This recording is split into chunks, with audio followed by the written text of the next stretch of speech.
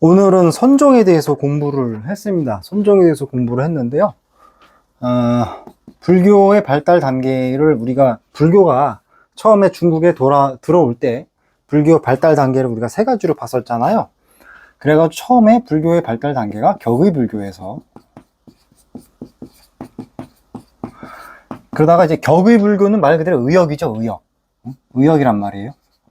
도가 사상에 입각해서 불교를 설명하는 단계였단 말이죠. 그러다가 이제 직역 단계를 이릅니다. 직역. 산스크리트어를 직접 번역을 하고 그 자체를 이해하려고 하다가, 그러다가 이제 선종이 발달을 하죠. 이 선종이 오늘 이제 이야기할 게 선종인데, 이것이 중국의 독자적인 불교다, 이렇게 이해를 하면 되겠습니다. 그래가지고 불교의 발달 단계가 이런데, 선종은 독자적인 우주론이 있다라기보다는 우리가 주객식작할 때 객관, 우주론이 있다기보다는 인성론과 수양법에 대한 수양법, 그리고 인성론에 대한 그런 지식을 갖고 있다. 수행론이다. 수행론. 이렇게 접근을 해야 될 것 같습니다. 자, 그러면 이제 본격적으로 한번 이제 그 선종에 대해서 알아보도록 하겠는데요. 달마대사가 하여튼 이 선종이라고 하면 우리가 잘 알고 있는 그 달마대사를 시조로 해서 해조 스님이라고 우리가 이야기를 하는데, 그 해능 또 해조 이렇게 이야기를 합니다. 해능 선사가 있어요. 이 해능 선사는 지금도 그 중국에 가면 아직 지금도 그 시신이 방부 처리돼가지고 그대로 모셔져 있다라고 하는 걸로 유명하죠. 그래가지고 육조단경이라고 하는 육조단경이라고 하는 게 있어요. 육조단경.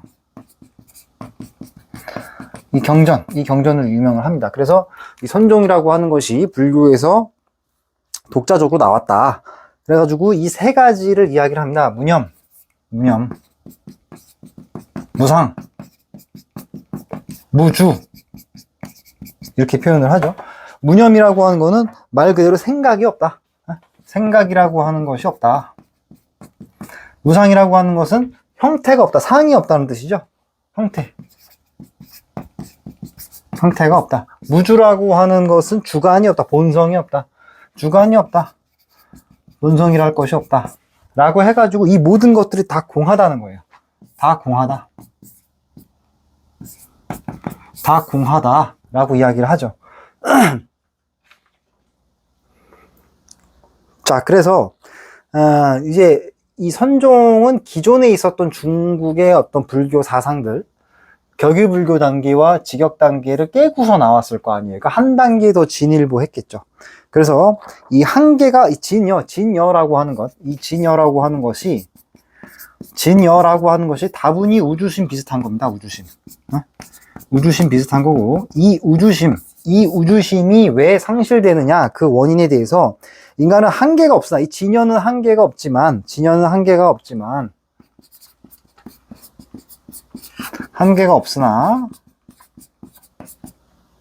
인간은 현상에 집착한다. 인간이 현상에 집착함으로써 집착하여 한계가 생긴다.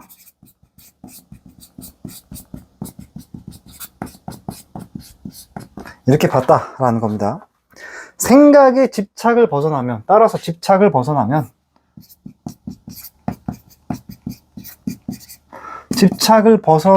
그것이 곧 진여다. 그것이 곧 깨달음이다.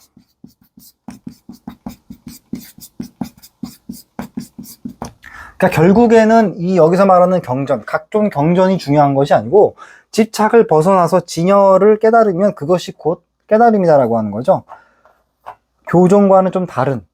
교종과는 다른 입장에서 이제 불교를 설명을 하는 거죠. 그래서 주관과 객관을 모두 해체하고, 객관 해체하고,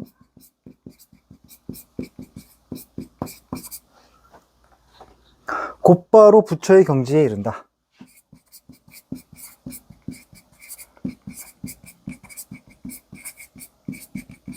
그래서 이 선종하면은 우리가 이제 불림문자라든지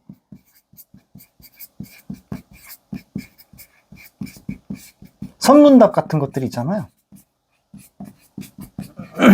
언어로서 경전을 외워가지고 경전을 공부해서 도를 깨닫는 것이 아니라, 깨달음을 얻는 것이 아니라 주관과 객관이 모두 공함으로 주관과 객관을 해체해야 된다는 거예요. 주관과 객관을 해체하기 위한 방법이 불림문자, 그리고 우리가 잘 알고 있는 선문답이죠. 그쵸? 그래가지고 이렇게 해서 깨달으면 그것이 곧 부처다. 그것이 곧 부처다 라는 것이죠. 도노의 사상이죠. 자, 그래서 생각이 없으면, 너의 생각과 집착이 없으면 그것이 뭐예요? 곧 우주, 본체, 우주이다. 부처의 경지다. 응? 생각이 없으면 우주, 본체, 우주의 작용이 스스로 드러난다. 스스로 드러난다. 그래서 우리가 주관과 객관에 둘러싸여 있지만 유식학에서 그 식이라고 하는 것, 아레야식을 상정을 하면서 그 주관과 객관을 깼는데, 여기서는 이제 아레야식도 비판을 합니다. 아레야식도 비판을 해요. 그래가지고 아레야식도 우주, 여기 어디 있어요? 아레야식도 본체 우주의 일부일 뿐이다라고 이야기를 합니다. 그래서 아레야식마저도 해체를 한다라는 겁니다. 아레야식도 해체. 우주 일부일 뿐이다. 일부다. 그러니까는 유식론에 비해서 훨씬 더 철저해진 거죠. 그죠? 공사상이 훨씬 더 철저해졌다. 이렇게 보시면 되겠습니다. 그래가지고 결론적으로는 우리가 주관과 객관의 경계를 모호하게 깨게 되면 비로소 인간이 뭐예요? 제가 저번에 우리가 이게 늘 하는 얘기지만, 사람이 있고 나무가 있으면 주관과 객관이잖아요. 이 주관과 객관을 다 해체하고 나면 식이 남는데, 여기서 말하는 식도 해체가 되잖아요. 지금 여기서 선종에서는. 그러니까 식도 해체가 되고 내가 자연, 천지 만물과 하나가 되게 되면 자연으로부터 나의 행동, 나의 작용이 드러난다는 거예요. 비로소 나의 작용이 드러난다. 내가 천지 자연과 하나가 돼서 어떠한 작용이 드러난다라는 것이죠. 그래서 이거를 이제 다른 말로 뭐라 그러느냐? 매진한다라고 이야기를 하거든요. 매진한다. 우리가 매진한다라고 이야기를 해요. 매진한다라고 하는 건 결국 뭐냐? 서양에서 말하는 몰입이 되겠죠. 몰입이 된다. 이렇게 볼 수가 있겠습니다. 자, 그래서 저는 그렇게 생각을 해요. 결국에는 중국 사상이라는 게 지금까지 우리가 이제 불교까지 왔는데, 불교의 완성은 사실상 선종에서 거의 끝났다고 보면 됩니다. 그러니까 사상적 완성은 선종에서 거의 완성이 되었고, 이 공사상이 우리나라에 들어와서 조계종이 되잖아요. 조계종. 그리고 다음 시간부터는 이러한 불교의 영향, 그러니까 수나라와 당나라 때 불교가 들어왔고, 이 불교가 너무나 완성된 체제로 정립이 되다 보니까 기존에 있는 유교와 불가가 다시 이 불학의 영향을 받아서 사상이 다시 확대됩니다. 그러니까 그게 이제 소위 말하는 주자성리학이라든지 뭐 양명학이라든지 뭐 송명시대 도학이라든지 이런 것들이 되겠죠. 그러니까 어쨌든 불교는 여기서 이제 끝맺음이 되는데, 불교의 사상은 결국 뭐다? 유식론을 거쳐가지고 공사상이 더 철저해진 어떤 그런 모양새를 보였고, 이 공사상을 통해서 결국 뭐예요? 모든 게 다 해체됐단 말이에요. 주관도 해체되고 객관도 해체되고 우주도 해체되고 식도 해체됐다.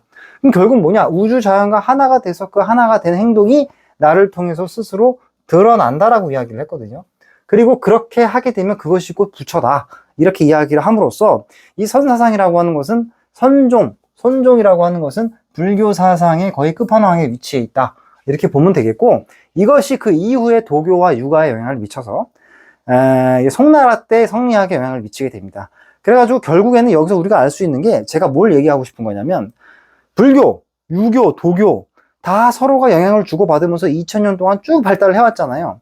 그러니까 사상을 공부를 하다 보면 나중에 제가 다시 한번 정리를 하겠지만, 불교나 유교나 도교나 결국 끝에 가서는 하나로 통일된다는 거예요. 근저에 깔려있는 건 뭐냐? 결국에 삼라만상이라고 하는 것이 뭐야? 우리가 분리 모드로 산단 말이야. 분리 모드. 이건 제 말인데, 분리.